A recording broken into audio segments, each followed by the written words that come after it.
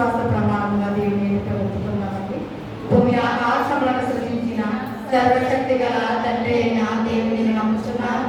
ఆయన ఏక కుమారుడు మన ప్రభు అయిన యేసుక్రీస్తును నమ్ముతున్నాను. ఈయన పరిశుద్ధాత్మన గర్భమున ధరింపబడి కన్య అయిన మరియు పుట్టి పొత్తులుగా అధికారము శ్రమపడి సిలువ వేయబడి చనిపోయి సమాధి చేయబడింది. అదృష్టలోకంలోనికి దిగి చనిపోయిన వారిలో నుండి మరో దినమున లేచి పరలోకమునకి సర్వశక్తి గల తండ్రి దేవుని కుడి చేతి వైపున కూర్చుని ఉన్నాడని సజీవులకును మృతులకును తీర్పు చేయడం నుండి వచ్చిన నేను నమ్ముచున్నాను. పరిశుద్ధాత్మ నమ్ముచున్నాను. పరిశుద్ధ క్రైస్తవ సంగమము, పరిశుద్ధ సహవాసము, పాప క్షమాపణ, శరీర పునరుద్ధానము, నిత్య జీవనమును నమ్ముచున్నాను. ఆమేన్. అలాగే నిలబడినట్లయితే ఉత్తర పచ్చత్తర పాఠ్యభాగముగా కీర్తనలు 17వ అధ్యాయం స్త్రీల నుండి ఎవరైనా ముందుకు వచ్చి చదవాల్సిందిగా కోరి ప్రార్థిస్తున్నాను.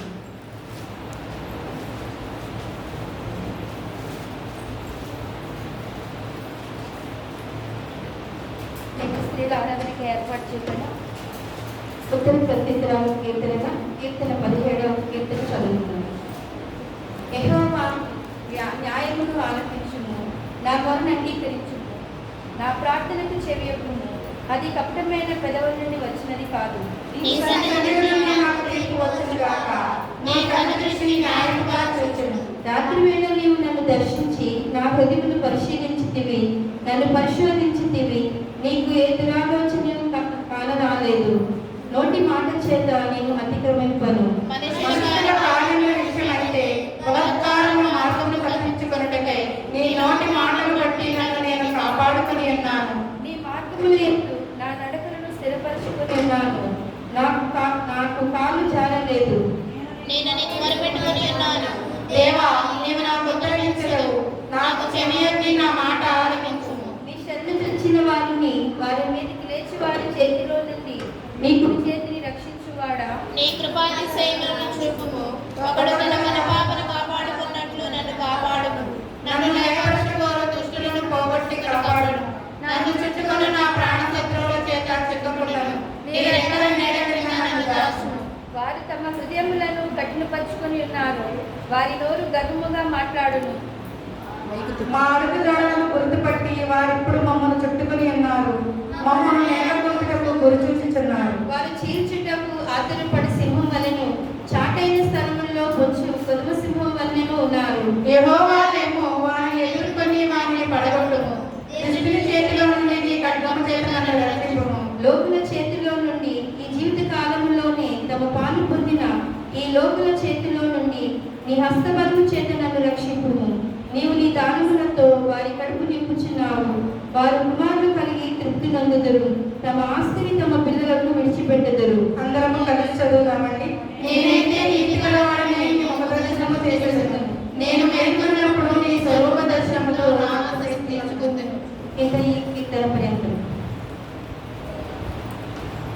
దయచేసి అందరూ కూర్చోండి.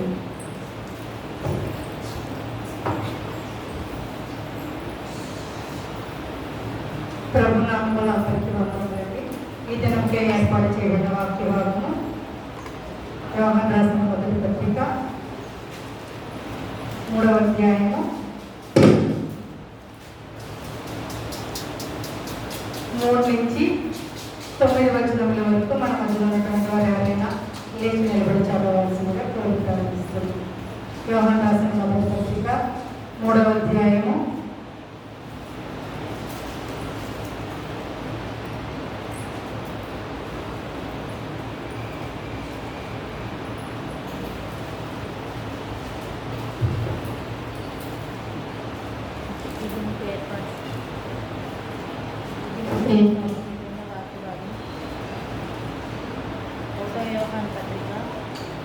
3వ అధ్యాయం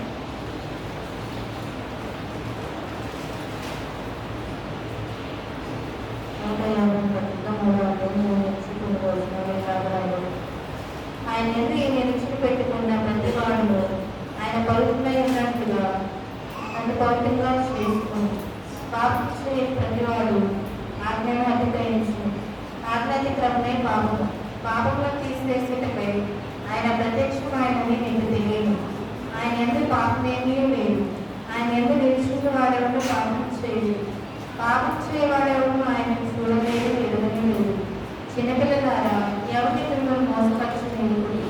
ఆయన నీతిమంతుడైనట్టు నీతిని జరిగించు ప్రతివాడును నీతిమంతుడు. అపవాది మొదట నుండి పాపం చేయించున్నాడు కనుక పాపం చేయవాడు అపవాది సంబంధం. అపవాది యొక్క క్రియను కైపరచడానికి దేవుని కుమారుడు ప్రత్యక్షమాడు. దేవుని మూలంగా పుట్టిన ప్రతి వాడు ఆయన బీజము తెలుసు కనుక వాడు పాపం చేయడు. వాడు దేవుని మూలంగా పుట్టినవాడు కనుక పాపం చేయకూడదు. వాక్య ధ్యానానికి ముందు వాక్యం నడిపించవచ్చు. స్త్రీలలో నుండి ప్రేరేపించబడిన వారు ప్రార్థనలో ముందుకు నడిపించవలసిందిగా కోరుకోవాల్సింది.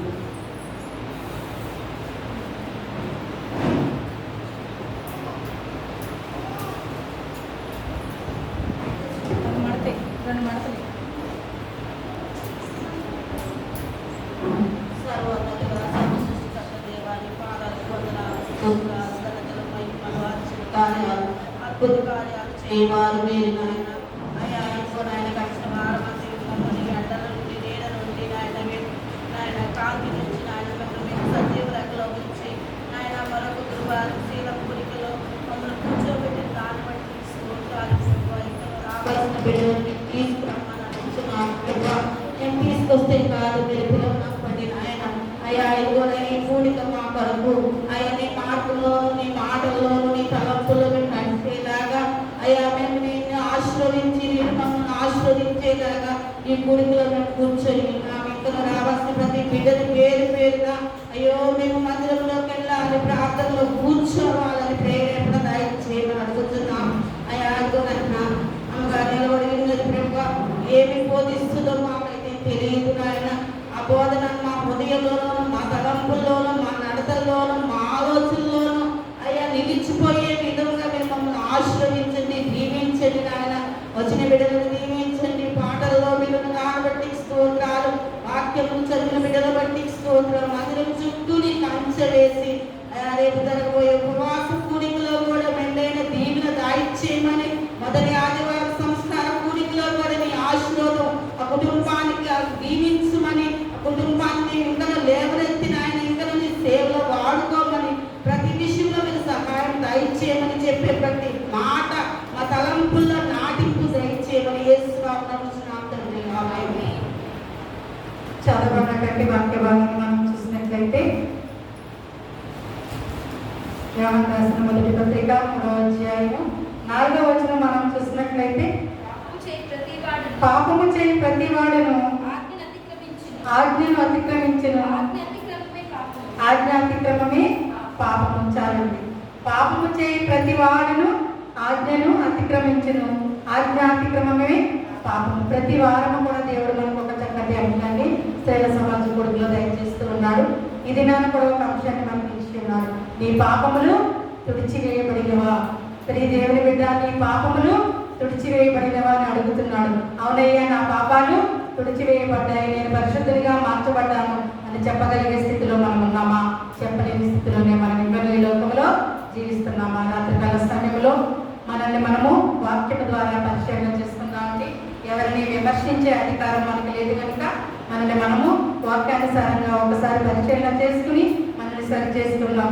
పాపము చేయట ప్రతి వాడును ఆజ్ఞను అతిక్రమించును, ఆజ్ఞ అతిక్రమమే పాపము. ఇంకా మనం అదే వచనంలో చూసినట్లయితే చదవద్దు కానీ యోహాను రాసిన మొదటి పత్రిక 5వ అధ్యాయం 17వ వచనంలో కూడా చూసినట్లయితే సకల దుర్నీతియు పాపమని మనకు వాక్యము సెలవిస్తుంది. దేవుడి ఆజ్ఞను మీరి మొదటి మానవులు మనము పాపులమై ఉన్నాము.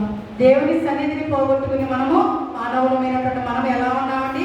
దుర్నీతికి బానిసలమై ఉన్నాము. అప్పటి నుండి కూడా మనల్ని ఏమి ఏలుచున్నదండి? పాపము మనల్ని ఏలుచు ఉన్నది. ఈనాటి హీనమైనటువంటి దశలో మనం ఉన్నప్పుడు దేవాతి దేవుడు ఎన్నో నన్ను ప్రేమించి తన కరుణ హస్తాలతో తన ప్రాణాన్ని సైతం ఆ సిలువలో మరి దారపోసి నిన్ను నన్ను పాపమని ఊబిలో నుంచి పైకి ఎత్తుకుని ఉన్నాడు. మరి అలాంటి రక్షణ మార్గాన్ని మనము పొందుకుని ఉన్నామా? లేదు, నాకు ఇక్కడ నా పాత రోత జీవితమే చాలా బాగుంది, నేను ఆ పాపములోనే జీవిస్తానని మన పాపాలను తుడిచివేయబడినప్పటికీ మరలా మనం పాపములోనికే వెళ్ళిపోతున్నామా? ఒకసారి వాక్యానుసారంగా మనల్ని మనము పాపము బహు ఘోరమైనది, భయంకరమైనది, ఆజ్ఞాధికరమే పాపము అనే వాక్యం మనకు సెలవిస్తుందండి. దేవుని స్వరూపంలో చేయబడిన మనము మరి ఎలా ఉండాలండి? పాపాన్ని గుర్తించి పాపాన్ని పోగొట్టుకునే వారిగా ఉండాలి. కానీ మనం ఎలా ఉంటున్నాం? పాపాన్ని గుర్తిస్తున్నాం కానీ ఆ పాపాన్ని పోగొట్టుకోలేక, కడుగుపడలేక, విడుదల పొందలేక ఇంకనూ ఆ పాపం అనే ఊబిలోనే మనము జీవిస్తూ ఉన్నామేమో. దేవుడు నీ కొరకు నా కొరకు సిలువలో తన రక్తాన్ని ధారగా ప్రవహించే రక్తంలో మనల్ని కడిగితే మనం మరలా మన పాప ఊబిలోనికే జారిపోతున్నామేమో. ఒకసారి రాత్రికాల సమయంలో మనల్ని మనము పరిశీలన చేసుకుందామండి. మనం ఎలా ఉన్నామంటే ఒక వ్యక్తి యొక్క పాపం ఎలా ఉందంటే ఇనుప గంటపై రాసినటువంటి వజ్రపు మొలతో లిఖించినటువంటి చాలా అంత దృఢమైనదిగా చెక్కబడి ఉన్నదంట. చూసినట్లయితే ఇర్మియా గ్రంథము 17వ అధ్యాయము 2వ వచనం మనం ఒకసారి చూసినట్లయితే ఇర్మియా గ్రంథము 17వ అధ్యాయము 2వ వచనం మనం చూసినట్లయితే యోధా పాపము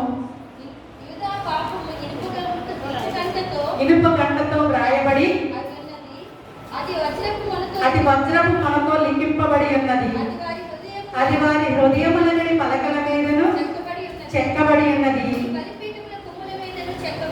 మీ బలిపీఠముల కొమ్ముల మీదను చెక్కబడి ఉన్నది. ఎలా ఉన్నదంటే యోధా పాపము ఇనుప గంటముతో రాయబడి ఉన్నది.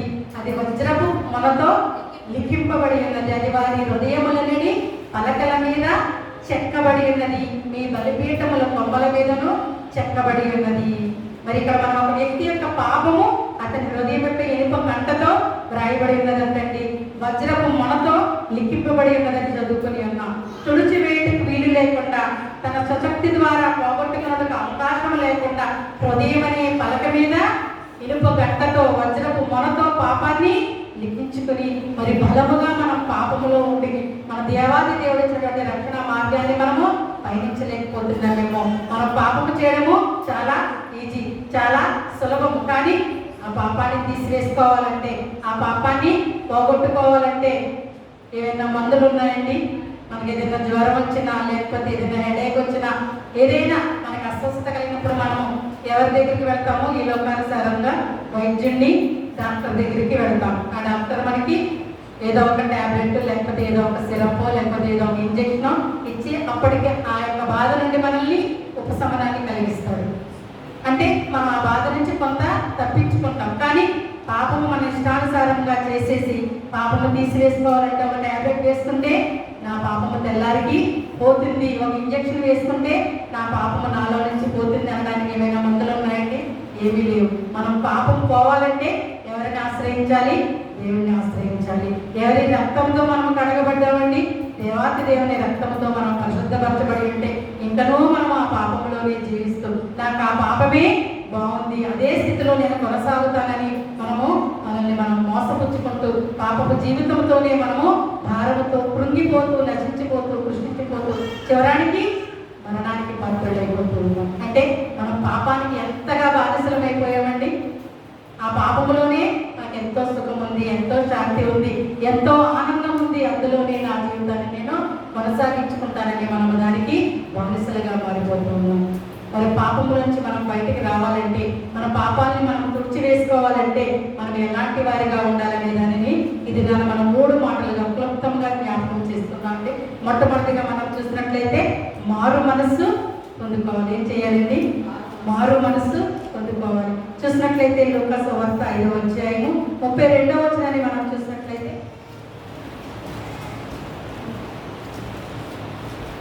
లూకా సువార్త మారు మనసు పొందుటకై నేను పాపులను పిలువవచ్చితిని.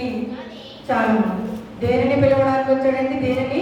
మారు మనసు పొందుటకై నేను పాపులను పిలువవచ్చితిని. మానవుని దుస్థితిని చూసిన దేవుడు మనల్ని కనికరించి పాపమనే కాడి నుండి మనల్ని విడిపించుటకు, పాపపు మరకల నుండి మనల్ని కడుగుటకు, పాపపు వ్రాతలో నుండి ఉన్న మన హృదయాలను నూతన పరచుటకు దేవాది దేవుడు తన ప్రియాతి ప్రేమైనటువంటి కుమారుని నీనా పాపముల నిమిత్తము శిలువ మరణానికి అప్పగించాడు. మనం గత నెలలో అంతా కూడా శిలువ ధ్యానాలలో మనం విని ఉన్నాం. కానీ మరి విన్నదానిని మర్చిపోయి నా యేసయ్య నా కొరకే కదా అంతగా బాధించబడి, వేధించబడి, మరి శిలువలో మరి మరణానికి పాత్రుడై తన రక్తాన్ని దారపోసి ఆ రక్తంలో నన్ను కడిగి పరిశుద్ధిగా చేస్తే నేను ఇంకనూ ఎలాంటి జీవితంలో జీవిస్తున్నాను, నేను ఇంకనూ ఎలాంటి మనసుతో జీవిస్తున్నాను, నేను ఇంకనూ ఎలాంటి స్థితిలో ఈ లోకంలో జీవిస్తున్నానని మనం ఆలోచన చేసుకుంటున్నామండి. ఒకసారి మనల్ని మనము పరిశీలన చేసుకుంటున్నామా? అందుకని అంటున్నాడు, మన పాపాలను తుడిచి వేసుకోవాలంటే ఏం చేయాలి? మారు మనసు పొందుకోవాలి. ఆయన ఎవరి కొరకు వచ్చాడండి ఈ లోకానికి? పాపులను పిలువ వచ్చాడు. కాబట్టి మరి నిన్ను నన్ను పిలుస్తున్నాడు. మరి ఆయన రక్తంలో పరిశుద్ధపడిన మనము పరిశోధించుకోవడానికి మరి పవిత్రపరచుకోవడానికి ఇంత గొప్ప సమయాన్ని దేవుడు మనకి ఇచ్చి అంటే మనం ఇంకనూ మారు మనసు పొందలేని బిడ్డల వలె లోకంలో జీవిస్తూ ఉన్నామా? ఈ రాత్రికాల సమయంలో మనము పరిశీలన చేస్తున్నాం. రెండవదిగా మనం చూసినట్లయితే పాపాల్ని ఒప్పుకుని పవిత్రులుగా మారాలి. మొట్టమొదటి ఏంటండి? మారు మనసు పొందుకోవాలి. రెండవది పాపాలని ఒప్పుకొని పవిత్రులుగా మార్చుకోవాలి. నేను వాక్యం చెప్పింది మీరంతా గుర్తుంచకపోయినా అట్లీస్ట్ ఈ 3 మాటలు మన పాపాలను తుడిచికేసుకోవాలనే వాక్యం చెప్పింది భాషం గారు. అంటే ఏం చేయాలి అనేది ఒక 3 మాటలు. మొట్టమొదటి ఏంటంటే మారు మనసు పొందుకోవాలి. రెండవది నా పాపాలను నేను తుడిచివేసుకుని పవిత్రుడిగా మార్చుకోవాలి. చూసినట్లయితే ఇర్మియా గ్రంథము 2వ అధ్యాయము 22వ వచనం మనం చూసినట్లయితే ఇర్మియా 2:22 నీవు క్షారంతో కడుగుకొనినను విస్తారమైన సబ్బు రాచుకొనినను నీ దోషము మరొక వలె నాకు కనబడుతున్నది. ఇది ప్రభువగు యెహోవా వాక్కు. ఎలా ఉన్నదని మన పాపం అండి. మనకి ఏదైనా మరక అంటుకుందనుకోండి, దాన్ని మనం ఏం చేస్తామండి? సబ్బు పెట్టో లేకపోతే లిక్విడ్ ఉంటుందండి, హ్యాండ్ వాష్ ఏదో ఒకటి పెట్టుకుని మనం దాన్ని నీట్గా క్లీన్ చేసుకుంటాం. ఒక్కసారి వదలకపోతే 2-3 సార్లు వదిలే వరకు అలసిపోకుండా దాన్ని వదిలించుకునే ప్రయత్నం చేస్తాం. మరి పాపాన్ని ఎందుకని అంటిపెట్టుకుని జీవిస్తున్నాం? ఆ పాపములోనే ఎందుకని మనం మగ్గిపోతున్నాం? ఆ పాపమే నాకు ఎంతో ఆనందంగా ఉందని ఎందుకని అందులోనే మనము జీవిస్తున్నాం? రాత్రికాల సమయంలో మనం ఆలోచన చేస్తాం. శరీరానికి కానీ మన యొక్క ఇష్టమైన బట్టలకు కానీ ఏదైనా మరక అంటుకుంటే ఉతికిందే 10 సార్లు ఉతికి ఆ మరకని ఎలా అయినా పోగొట్టాలని డెట్టాలో లేకపోతే ఏవేవో నిమ్మకాయలో ఏదో మనకి తోచినవన్నీ కూడా ఇతరులు చెప్పినవన్నీ కూడా పాటించి దాన్ని మనం పోగొట్టుకోవడానికి ప్రయత్నిస్తున్నామే. మన హృదయం అనే పలక మీద ఉన్నటువంటి పాపాన్ని ఎందుకని మనము శుద్ధీకరించుకోవడం లేదు? ఎందుకని మనము పరిశీలించుకోవడం లేదు? ఎందుకని మన హృదయాన్ని మనము పవిత్రపరచుకోవడం లేదు? ఈ రాత్రికాల సమయంలో దేవుడు అడుగుతున్నాడు, నీ పాపాలు తుడిచివేయబడ్డాయా? అవునయ్యా, తుడిచివేయబడ్డాయి ప్రభా. నీ రక్తం ద్వారా నేను పరిశుద్ధీకరించుకున్నానయ్యా. నా పాపాన్ని నీ రక్తంలో నేను కడిగి వేసుకున్నానయ్యా, నన్ను నేను పవిత్రపరుచుకున్నానయ్యా అని చెప్పగలిగే స్థితిలో మనం ఉన్నామా? చెప్పలేని స్థితిలోనే ఇంకా మనము జీవిస్తున్నామా? అయితే అంటున్నాడు యోహాను రాసిన మొదటి పత్రిక 1వ అధ్యాయం 9వ వచనం మనం చూసినట్లయితే మన పాపములను మనం ఒప్పుకుని ఎడలా ఆయన నమ్మదగిన వాడును నీతిమంతుడును గనుక ఆయన మన పాపములను క్షమించి సమస్త దుర్నీతి నుండి మనలను పవిత్రులుగా చేయను. ఎప్పుడైతే చేస్తారండి? మనం ఎప్పుడైతే విరిగి నెలిగిన హృదయంతో పశ్చాత్తాప హృదయంతో దేవుని ఎదుట మోకరించి, ప్రభువా నేను ఈ పాపం చేశానయ్యా, తెలిసే చేశానయ్యా, లేకపోతే నాకు తెలియకుండానే చేశానయ్యా, నువ్వు ఏ స్థితిలో చేసావో నీ స్థితిని దేవుని ఎదుట వివరించి నీ స్థితిని నీ హృదయాన్ని దేవుని ఎదుట ఎప్పుడైతే కుమ్మరించి మరలా నేను ఆ పాపము జోలికి వెళ్ళనయ్యా అని నువ్వు ఎప్పుడైతే దేవుని వేడుకుంటావో దేవుడు నిన్ను నన్ను కూడా క్షమించి పరిశుద్ధులుగా పవిత్రులుగా మార్చడానికి ఆయన సిద్ధంగా ఉన్నాడు. మరి ఆయన్ని వేడుకోవడానికి మనము సిద్ధపాటు కలిగి ఉన్నామా? లేదా ఇంకనో సిద్ధపాటులేని వెళ్ళాలి ఈ లోకంలో మనము జీవిస్తున్నామా? అందుకని ఉన్నాడు పాపాల్ని ఒప్పుకోవాలి, పవిత్రుడిగా మారాలి. మొట్టమొదటి ఏంటండి? మారు మనసు పొందుకోవాలి. రెండవది పాపాల్ని ఒప్పుకుని పవిత్రుడిగా మారాలి. అంశం ఏంటండి? పాపాల్ని తుడిచివేయబడినవా?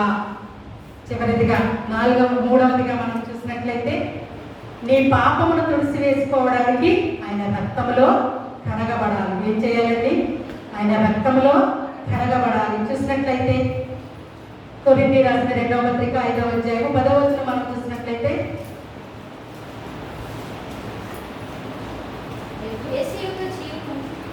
5:10 వచనం, ఎందుకనగా తాను జరిగించిన క్రియల చొప్పున అవి మంచివైనా సరే చెడ్డవైనను సరే దేహముతో జరిగించిన వాటి ఫలమును ప్రతి వాడును పొందినట్లు మనమందరము క్రీస్తు న్యాయపీఠం ఎదుట ప్రత్యక్షము కావాలని చాలండి. మనం ముందు చదువుకున్న ఇర్మియా హృదయమనే పలకపై ఇనుప గంటతో రాయబడిన పాపము తుడిచివేయగల మంత్రము తంత్రము ఏమీ లేదండి. మన మానవులమైన మనము మన పాపాన్ని తీసివేసుకోవాలంటే ఏం చేయాలి? మన పాప దోషం నుండి విడుదల పొందాలంటే మనం ఏం చేయాలండి? మన దేహముతో జరిగించిన ప్రతి కార్యము, మన నోటితో మాట్లాడిన ప్రతి మాటకు తీర్పు తిన దేవుడు లెక్కప్ప చెప్పాలి కనుక మనం ఏం చేయాలండి? ఏం చేయాలన్నాడు? ఆయన రక్తంలో మనము కడగబడాలి. మన పాపాన్ని మనం తుడిచివేసుకోవాలంటే ఆయన రక్తంలో మనము కడగబడాలి. మొట్టమొదటిది మారు మనసు పొందుకోవాలి. మనం చేసినటువంటి పాపాన్ని ఆయన ఎదుట ఒప్పుకొని పవిత్రుడిగా మారాలి. తర్వాత మన పాపాన్ని తుడిచివేసుకోవడానికి ఆయన రక్తంలో కడగబడాలి. అయితే కృప కలిగిన దేవుడు మనల్ని దోషం నుండి విడుదల చేయుటకు మరి ఈ లోకానికి ఆయన వచ్చాడు. ఆయన రక్తాన్ని సిలువలో చిందించాడు. ఈ నా పాపాన్ని ఆయన తీసివేయడానికి ఆయన పాపిగా ఎంచబడ్డాడు. మరి పవిత్రులుగా మార్చడానికి ఆయన పాపిగా ఎంచబడి ఎన్నో నిందలు, ఎన్నో అవమానాలు, ఎంతగానో శిక్షించబడి చివరికి మరణానికి పాత్రుడయ్యాడు. మరి పాపులైన మన మీద ఆయన ఎంత ప్రేమ చూపించి మరి ఇంతగా మనల్ని ప్రేమించి మనల్ని రక్షణ మార్గంలోకి తీసుకుని వస్తే మరి మన పాపాలని మనము తుడిచివేసుకుంటున్నామా? మన పాపాలని మనము ఒప్పుకుంటున్నామా? మన హృదయాన్ని మనము మార్చుకుంటున్నామా? మన పాపాలని మనం ఆయన రక్తంలో కడగడానికి సిద్ధపడుతున్నామా? ఇంకా నువ్వు సిద్ధపడలేని బిడ్డల వలె ఈ లోకంలో మనము జీవిస్తున్నామా? ఈ రాత్రికాల సమయంలో యేసయ్య అడుగుతున్నాడు, నీవు నీ పాపాలని తుడిచివేసుకున్నావా? అవునయ్యా చెప్తున్నామా? చెప్పలేని స్థితిలో మనం ఉన్నామా? మరి మనం ఇక్కడ చూసినట్లయితే యెషయా గ్రంథము 43వ అధ్యాయము 25వ వచనం మనం చూసినట్లయితే నేను నేనే నా చిత్తానుసారంగా నీ అతిక్రమములను తుడిచివేయుచున్నాను. నేను నీ పాపములను జ్ఞాపకము చేసుకొనను. గొర్రె పిల్లగా కల్వరి కొండకు వెళ్ళి సకల మానవుల యొక్క పాపముల కొరకు ఆయన ప్రాయశ్చిత్తం చేసుకున్నాడు. పాపములకు కారణమైన సాతానుని, పాప ఫలితమైన నరకాన్ని జయించి పునరుద్ధారులుగా ఆయన తిరిగి లేచాడు. మన పునరుద్ధాన పండుగను కూడా సెలబ్రేట్ చేసుకున్నాం. కానీ మరి మనం ఆయనను విశ్వసించే వారిగా ఉంటున్నాం. ఇక్కడ దేవుడు అయితే అన్నాడు, నేనే నా చిత్తానుసారంగా నీ అతిక్రమములను తుడిచివేయించున్నాను. నేను నీ పాపములన్నిటికీ జ్ఞాపకము చేసుకున్నాను అంటున్నాడు. ఈ రోజు చేసిన తప్పిదాన్ని ఈ రోజే ఆయన మర్చిపోతున్నాడు. రేపు ఉదయానికల్లా ఆయన 2 చేతులు చాపి మనల్ని పిలుస్తున్నాడు. మరి ఆయన రెక్కల నీడలో మనము విశ్రమిస్తున్నామా? ఆయన రెక్కల నీడలో ఒదిగిపోవడానికి ఒరివిడిగా మనం ఆయన సన్నిధానానికి వస్తున్నామా? ఈ రాత్రికాల సమయంలో మనల్ని మనము పరిశీలన చేస్తున్నాడు. మన పాపములను క్షమించుటకు ఎవరికి అధికారం ఉందండి? ఒక్క యేసయ్యకు మాత్రమే అధికారం ఉంది. మన హృదయాలపై లిఖించిన పాపాలను ఆయన తుడిచివేస్తానంటాడు. నేనే నా యొక్క చిత్తానుసారంగా నీ అతిక్రమము నేను తుడిచివేయించున్నాను. నీ పాపము నేను ఎన్నటికీ జ్ఞాపకము చేస్తున్నాను వాగ్దానం చేస్తున్నాడు. వాగ్దానం చేసిన దేవుడు నమ్మదగిన వాడు కనుక, మన యేసయ్య నమ్మదగిన వాడు కనుక మరి యేసయ్య చెంతకు నువ్వు ఒడివడిగా వచ్చి ఆయన రెక్కల నీడలో విశ్రమించే వారిగా మనం ఉన్నామా? లేదయ్యా ఎప్పుడో నా యొక్క ఈ లోకంలో నా యొక్క సుఖశాంతులు అన్నీ అయిపోయిన తర్వాత, నేను అనుభవించవలసిన ఆనందం అంతా అయిపోయిన తర్వాత, ఎప్పుడో నా చివరి దశలో, నా యొక్క వృద్ధాప్యంలో, నా అవసాన దశలో అప్పుడు నేను నీ సన్నిధానానికి వస్తాను. అప్పుడు నన్ను నీవు ఈ రెక్క నీడలో భద్రపరుచుకుంటున్నావా? ఆ సమయానికి నీవెవరో నాకు తెలియదు అని ఆయన చెప్పే స్థితిలో ఉంటాడు. మరి అట్టి స్థితిని పొందుకోవడానికి మనం ప్రయాసపడుతున్నామా? ఆయనకి ఇష్టమైన బిడ్డలుగా జీవించడానికి ప్రయాసపడుతున్నాం. ఈ రాత్రికాల సమయంలో మనము పరిశీలన చేసుకున్నాం. చివరిదిగా మనం చూసినట్లయితే యెషయా 1వ అధ్యాయము 18వ వచనం మనం చూసినట్లయితే యెషయా 1 రండి మన వివాదము తీర్చుకుందాము. మీ పాపములు రక్తముల వలె ఎర్రనివైనను అవి హిమము వలె తెల్లబడును. కెంపు వలె ఎర్రనివైనను అవి గొర్రె బొచ్చు వలె తెల్లనివగును. రండి నా యొద్దకు రండి, నా యొద్ద విశ్రాంతి పొందండి అని ఆయన పిలుస్తున్నాడు. మీ పాపములు ఎలాంటివైనా, ఎర్రనివైనా, మరి కెంపు వలె ఎర్రనివైనా, మరి రక్తము వలె ఎర్రనివైనా అవి హిమము వలె తెల్లబడతాయి, గొర్రె బొచ్చు వలె తెల్లబోగుతాయని దేవుడు మనకి వాగ్దానం చేస్తున్నాడు. మరి ఆయన వద్దకు పరుగుని వచ్చి ఆయన చెంతను సేద తీర్చుకునేవారిగా మనం ఉన్నామా? అందుకని రాత్రికాల సమయంలో యేసయ్య అడుగుతున్నాడు, ప్రియ దేవుని బిడ్డ, నీ పాపములు తుడిచివేయబడినవా? నా రక్తములో నీ పాపములు కడిగవేయబడినవా? లేనిచో ఈరోజు ఈ రాత్రికాల సమయంలోని దేవుని ఎదుట మనమందరం కూడా మోకరించి, ప్రభువా నా పాపములను తుడిచివేసుకునే శక్తిని, అట్టి హృదయాన్ని, అట్టి జీవితాన్ని నాకు దయచేయి ప్రభు అని వేడుకునేవారిగా ఉండాలని కోరుకుంటూ మిమ్మల్ని, మీ కుటుంబాన్ని దేవుడు దీవించగలుగుతాను. ఆమేన్. కానుకలు సమర్పించుకున్నాము. ఇందాక ఎవరైనా పాడమంటే ఒక 2 చరణాలు కావాలి.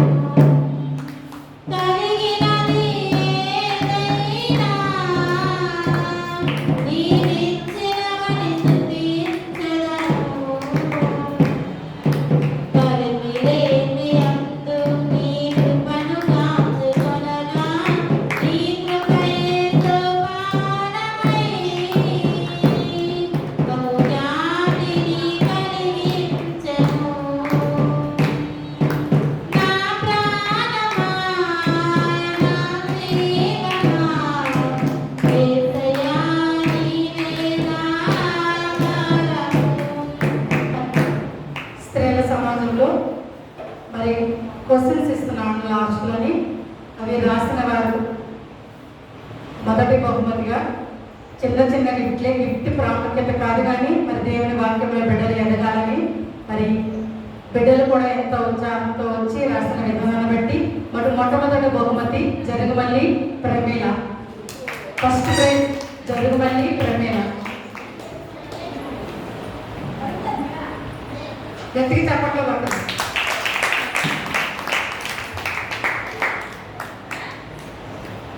సెకండ్ ప్రైజ్ ఎల్లేటి కృపాంజలి గారు.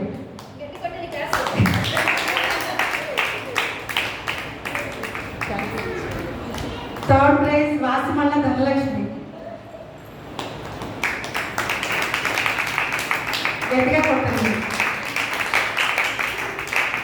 ఓకేనండి. వాళ్ళు ప్రోత్సహించడానికి గిఫ్ట్ ప్రాముఖ్యత కాదు, కానీ దేవుడు అనుకరిస్తే మరి ఈ యొక్క నెలలో ఇంకా అనేక మంది బిడ్డలు రాయడానికి ముందుకు రండి. 4 బిడ్డలు మాత్రమే నాకు ఇచ్చి ఉన్నారు. 4లో ఫస్ట్, సెకండ్, థర్డ్ మేము తీసుకున్నాం కనుక ఈ వారంలో కూడా గత వారం ప్రసంగి గ్రంథం మీద చెప్పబడిన క్వశ్చన్స్ ఈ వారం కూడా ఇవ్వబడతాయి కనుక గమనించుకొని వారానికి 5 క్వశ్చన్స్ మాత్రమే ఇస్తున్నాము. ఏ గ్రంథంలో ఇస్తున్నామో కూడా చెప్తున్నాము కాబట్టి చాలా ఈజీగా మీరు చదువుకుని రాయగలరు. గమనించుకోవాల్సిందిగా కోరి ప్రార్థిస్తున్నాం. మరి మనం చివరిలో 3 ప్రార్థనలు చేస్తున్నాం. సమయమైనదని అనుకోవద్దు. మీరందరూ లేటుగా వచ్చారు కాబట్టి లేటుగా ముగించబడుతుంది కనుక సమయాన్ని గమనించుకుని త్వరగా ఇచ్చిన అంశం మీద క్లుప్త ప్రార్థన 2 మాటలతో మారు మనసు పొందుకోవాలనే అంశం మీద మొదటి వారు ప్రార్థన చేయవలసిందిగా కోరి ప్రార్థిస్తున్నాం. ఎవరైనా చేయించండి దయచేసి. 2 ముందుకు రండి.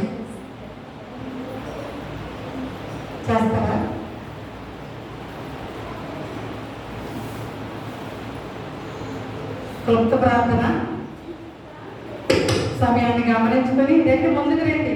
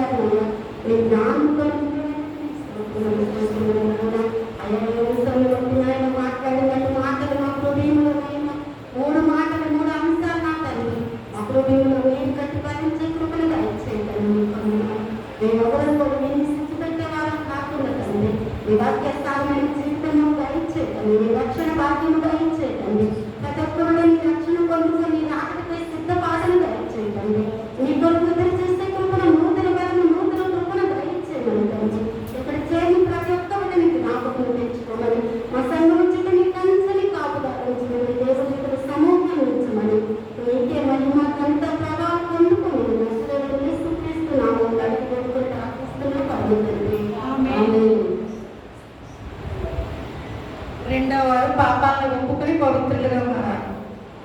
క్లుప్త ప్రార్థన అంటే అంశాన్ని గమనించుకుని చేయవలసిందిగా కోరి ప్రార్థిస్తున్నాను.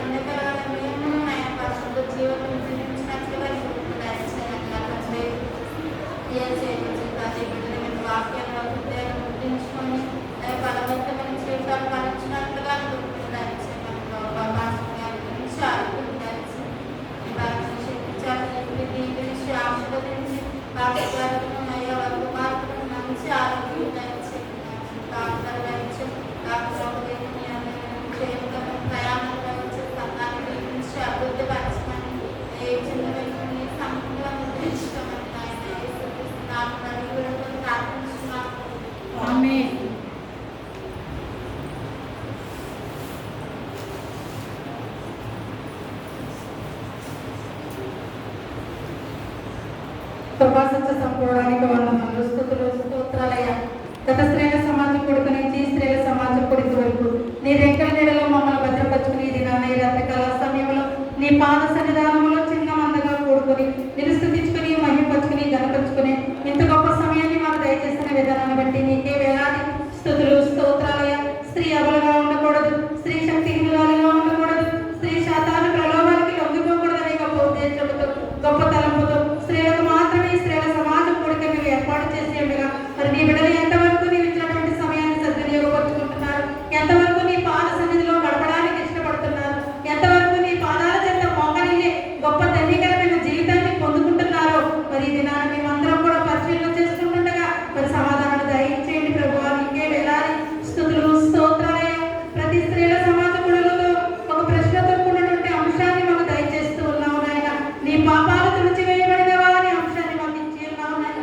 మరి మా పాపాలు మేము తుడిచివేస్తున్నామా? లేదా ఇంకనూ ఈ పాపమే మాకు ఎంతో బాగుంది, ఈ పాప జీవితం మాకు ఎంతో సంతోషంగా ఉంది, ఎంతో ఆనందంగా ఉంది, ఎంతో మాకు చాలా చక్కగా ఉంది అని ఆ పాపములోనే మేము మగ్గిపోతూ కృంగిపోతూ కృషించిపోతూ నశించిపోతే జీవుల్లో మేము ఉంటున్నామా ప్రభా? ఆలోచన చేసుకుంటున్నాం ప్రభా, పరిశీలన చేసుకుంటున్నాము నాయనా. మేము ఎట్టి స్థితిలో ఉన్నామో సమాధానాన్ని దయచేయండి ప్రభా, ఎట్టి స్థితిలో ఉన్నామో సమాధానాన్ని దయచేయండి ప్రభా. పాపాన్ని తుడిచి వేసుకోవాలంటే 3 మాటలుగా మాకు వాక్యాన్ని మాకు వివరించి ఉన్నావు ప్రభా. మొట్టమొదటిగా మారు మనసు పొందుకోవాలని మాకు సెలవించి ఉన్నావు ప్రభా. నీ పాత రోత జీవితాన్ని తీసివేసుకుని నూతన మనస్సును పొందుకో, మారు మనసు పొందుకో అని మాకు సెలవించి ఉన్నావు ప్రభా. మేము ఎట్టి స్థితిలో జీవిస్తున్నామయ్యా, ఎలాంటి స్థితిలో మేము జీవిస్తున్నాం ప్రభా? పాపులను పిలవడానికి నీ లోకానికి వచ్చానని వాక్యం ద్వారా సెలవిచ్చావు ప్రభా. నీ పిలుపునందుకుని నీ చేత పట్టుకుని నీవు చూపించు మార్గంలో నడవడానికి మేము సిద్ధపాటు కలిగి ఉన్నామా? ఇంకా నువ్వు సిద్ధపాటు లేని బిడ్డల వలె ఈ లోకంలో జీవిస్తూ ఉన్నామా? అట్టి స్థితిలో ఉన్నట్లయితే, మా అట్టి స్థితిలో ఉన్నట్లయితే ఆ స్థితి నుండి మమ్మల్ని పైకి లేవనెత్తండి నాయనా. నీకే వేలాది స్థుతులు స్తోత్రాలయ్యా. మరి 2వ మాటగా నీ పాపాలని ఒప్పుకో, పవిత్రులుగా మారు అంటున్నావు నాయన. మరి ఒప్పుకునే వారిగా ఉన్నామా? కప్పుకునే వారిగా ఈ లోకంలో మేము జీవిస్తున్నామా? ప్రభువా, తిరిగి నలిగిన హృదయంతో పశ్చాత్తాప హృదయంతో నీవు నా సన్నిధానంలో మోకరిల్లి నీ పాపాన్ని ఒప్పుకో బిడ్డ అని నువ్వు అడుగుతున్నావు నాయన.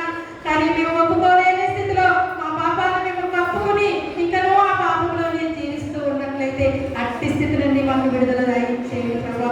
అట్టి జీవితం నుండి మాకు విడుదల దయచేయండి ప్రభా. నూతన జీవితాన్ని మాకు అనుగ్రహించండి, నూతన శక్తిని మాకు అనుగ్రహించండి. మరి పాపాన్ని ఒప్పుకుని పవిత్రమైన జీవితంలో జీవితానికి నీ కృపను మాకు దయచేయండి నాయన. నీకే వేలాది స్తుతులు స్తోత్రాలయ్యా. మరి 2 మాటల మీద బిడ్డలు ప్రార్థన చేసి ఉన్నారు ప్రభా. ఆ ప్రార్థన ఆలకించండి, సమాధానాన్ని దయచేయండి. మరి చివరిదిగా 3వదిగా నీ పాపాన్ని తుడిచివేసుకుని మరి యేసయ్య రక్తంలో కడగబడు అని మాకు వాక్యం ద్వారా సెలవించావు ప్రభా. పాపాన్ని తుడిచివేసుకోవాలంటే మరి నీ రక్తంలో కడగబడాలని వాక్యం ద్వారా మాకు సెలవించావు ప్రభా.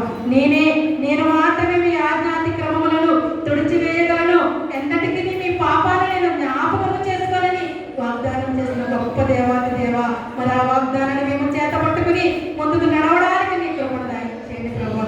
మా బిడ్డలాంటి స్థితిలో ముందుకు నడిచి మరి వారి పాపాన్ని ఒప్పుకుని మారు మనసు పొందుకుని మా పాప జీవితాన్ని నీ పరిశుద్ధమైన రక్తంలో ప్రోక్షించుకుని పరిశుద్ధమైన జీవితాన్ని గడపడానికి నీ కృపను మాకు దయచేయండి ప్రభా. నీకే వేలాది స్తుతులు స్తోత్రాలు.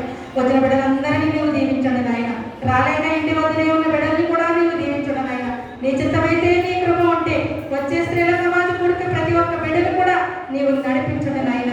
మరి అలాగే ఎండ తీవ్రత వల్ల పెద్దవారు కానీ చిన్నవారు కానీ మధ్య వయస్కులు కానీ ఇంత వయస్కులు కానీ ఎవరైనా అనారోగ్యంతో బాధపడుతూ ఉన్నట్లయితే ఈ రాత్రికాల సమయం మీరు ముట్టండి, స్వస్థపరచండి నాయన.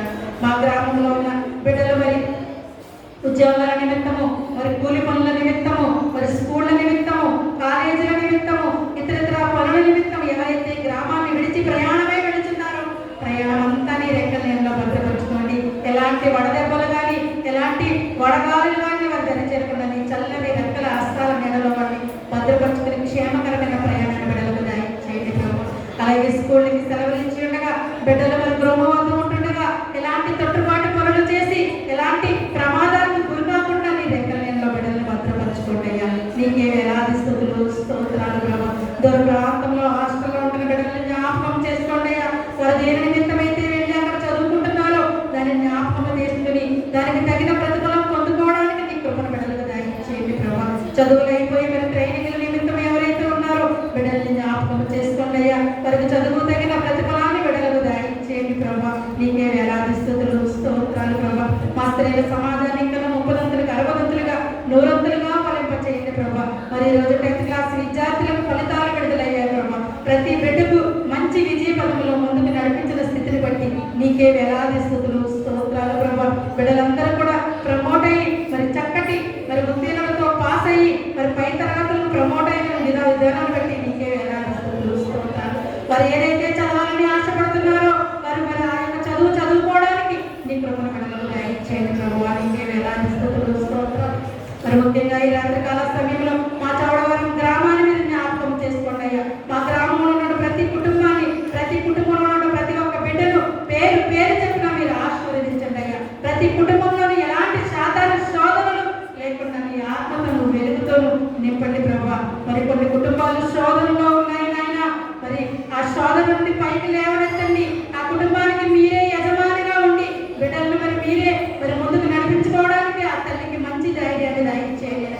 నీకే వేలాది స్థుతులు స్తోత్రాలు ప్రభా. మరి కుటుంబ యజమాని లేని విధానంలో నీవే కుటుంబానికి యజమానిగా ఉండి ముందుకు నడిపిస్తానని మాకు వాగ్దానం చేస్తావు ప్రభా. మరి ఆ బిడ్డ ధైర్యంతో ముందుకు నడిచి చక్కటి నడిపింపులో ముందుకు నడవడానికి నీ కృపను చేయండి ప్రభా. నీకే వేలాది స్థుతులు స్తోత్రాలు ప్రభా. మరి ముఖ్యంగా మా బిడ్డలందరూ ఇప్పుడు తిరిగి మరలా గృహానికి వెళ్తుండగా క్షేమకరంగా గృహానికి నడిపించమని నీ చిత్తమైతే నీ కృప ఉంటే రేపటి దినాన ఉపవాస కూడికలో ప్రతి ఒక్క బిడ్డ కూడా పాల్గొనడానికి నీ కృపలో బిడ్డల్ని ముందుండి నడిపించమని నీ కుమారుడు మా ప్రభు యేసుక్రీస్తు నామములో అడిగి వేడుకొనిచున్నాము తండ్రి.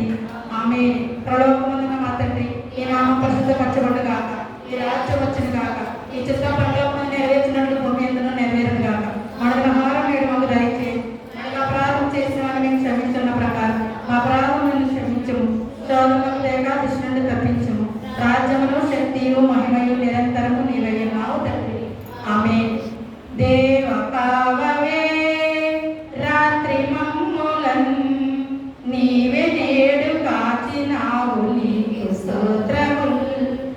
ఆపధర్మముల్ అంటకుండను కాపుగాచి మంచి నిద్ర కలుగ చేయుమి. పండియుండగా పాము తేలులం గండములను తొలగ చేసి కాయుము ప్రభు. దుష్ట సప్రముల్ దొంగ భయమును కష్టములను తొలగ చేసి కాయుము ప్రభు. దేవ కావవే రాత్రి మమ్ములన్ నీవే నేడు కాచినావు నీకు స్తోత్రముల్. ఆమేన్. ప్రభునామములో అందరికీ వందనములండి.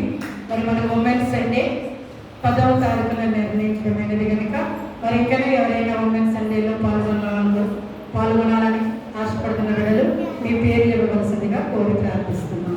అలాగే రేపు 11 గంటలకు ఉపవాస కూడిక ఉన్నది కనుక దయచేసి సమయాన్ని గమనించుకుని బిడ్డలందరూ కూడా ఉపవాస కూడికలో పాల్గొనవలసిందిగా దేవుని పేరుట కోరి ప్రార్థిస్తున్నాం.